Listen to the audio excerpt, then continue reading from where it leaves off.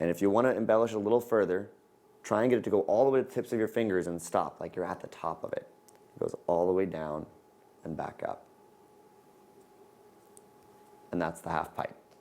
Now I'm going to teach you the finger flip and the pilf regnif, which I'll explain in a minute.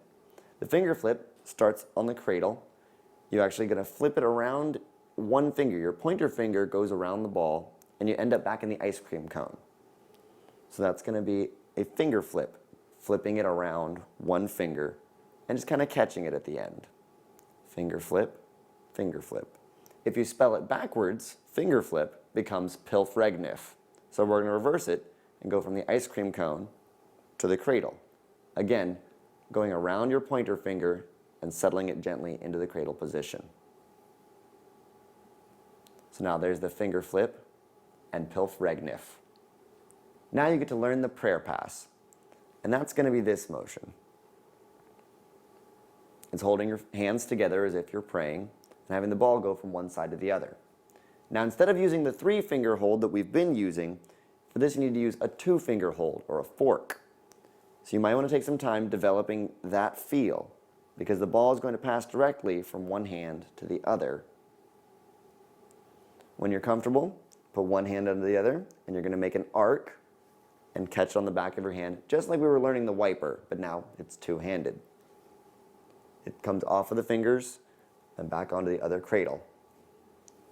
Once you can make that catch softly, have it roll just barely over the tips to gracefully settle into the cradle position. You can also stop it halfway on the tips of your fingers for a prayer hold. The simple way to get to that is just by putting it between your fingers and squeezing against the ball a little bit and making it rise up. You can get your fingers fairly far apart or very close together depending on your comfort level for the prayer hold and prayer pass.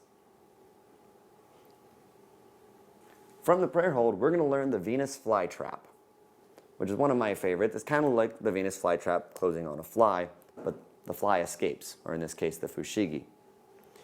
You start on one side ready for your prayer pass, but instead of going all the way over, you're just going to open up one hand so it goes to the palm. You then do a palm-to-palm transfer, kind of across what would be the heels of your hand. Go to your other fingers, and then switch to the prayer position again. And you can do it back. Open to palm, palm to palm, palm to cradle. And that series is called the Venus flytrap. Now we'll be talking about our isolations and what you can do with them. Specifically, we're going to talk about string pulls and pushes. Now, obviously, you've worked with a fushigi ball. You know there's no string and there's no magnets involved in any way. This is a miming technique. So all you do is establish a distance that you want your hand to be, and then keep the ball at the same distance as if you're moving it. And you can have your hand open or closed like you're grabbing a string.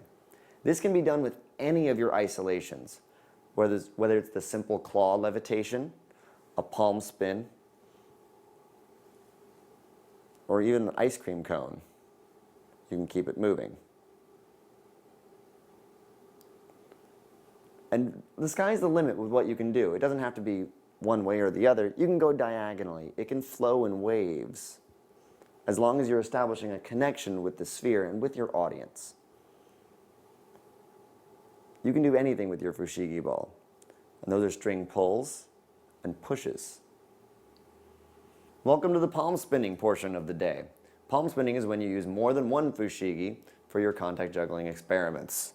For teaching the palm spin, I'm going to use 2 of our 3-inch fushigi. And basically how it's done is that you find a place that you can hold 2 of them comfortably in your hand and try and switch, probably the front ball with the back ball, in either direction. It's up to you. All you do is push one around. I lift my fingers up to push it towards my thumb, and then already that pushes the ball around to the front. And again, switch them again, lifting up your fingers to push it, and as it gets to this side, this ball will be pushed to your pinky and again to the front of your fingers. This is called thumb pulling because I'm pulling the ball with my thumb. If you go the other direction, which is natural for some and more difficult for others, it's thumb pushing, because then you're pushing with your thumb and following it around your fingers. No matter which way is more natural for you, it's recommended that you learn it the other way and in both hands. And there's palm spinning at its basics. Now we're going to be teaching you a 2-ball palm spin isolation. This combines the theories from before about keeping a ball still in space with our palm spinning techniques. And basically what's happening is that when we're moving the balls around in a circle, you're then going to move your hand around in a circular motion and negate the movement of one of the fushigi. So if I'm trying to make this one stand still, as I move my sphere around, I'm going to move my hand forward and then back, and forward and back. It also moves left and right. This takes a little practice in front of a mirror to understand exactly how to move your hand, your body, and the fushigi all at the same time to be able to negate the motion of one and make it look like it's just floating there for a 2-ball palm spin isolation. Again, it can be done in either direction or in any hand in any direction. Next, we're going to learn the single palm spin isolation, which is done almost exactly the same way as 2. As a skill building practice, you can try and keep your fushigi spheres separated and not let them touch. And if you can do that, then you can remove the second sphere and your fushigi will be doing a single palm spin isolation. The other way to learn is to learn to move the fushigi in a circle in your hand, from your fingers to your palm. And once you can make it circle, then you move your hand in that very same circle to negate the motion. And that creates the illusion of levitation just by spinning a ball around in your hand. And that's our single palm spin isolation. Now in our isolation series, we're going to be teaching you the spin doctor, which is a funky little move doing this chicken dance. But it's kind of neat because what happens is you're going to hold the ball in your hands, and just like with the Enigma, put a little bit of pressure so that the ball isn't going to just fall.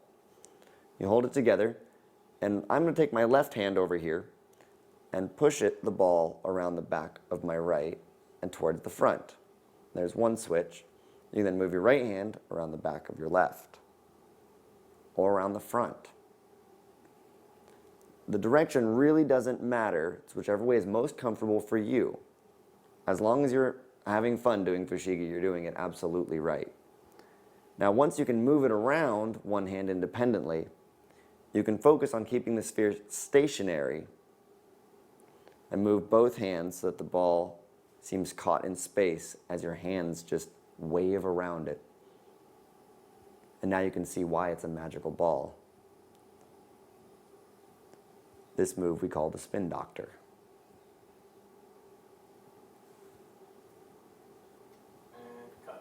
Now you're going to learn the UFO, which reminds me a lot of our simple levitation, but now you have 2 arms getting in on the act. And basically what you're going to do is hold it in one hand and have the other hand there for support. You can hold it between both as long as you feel confident. And just have it gently resting there. The more surface area that you cover from the ball, the less impressive it looks. So you want to barely touch the sphere, and you just rotate around it, just like we did with the claw levitation isolation. As long as you keep the ball stationary, it seems to be stuck. It seems to be floating like you're not touching at all. Again, this is possible because this is a magician's skill toy. There's no tell marks on the ball to let your audience know exactly how you move.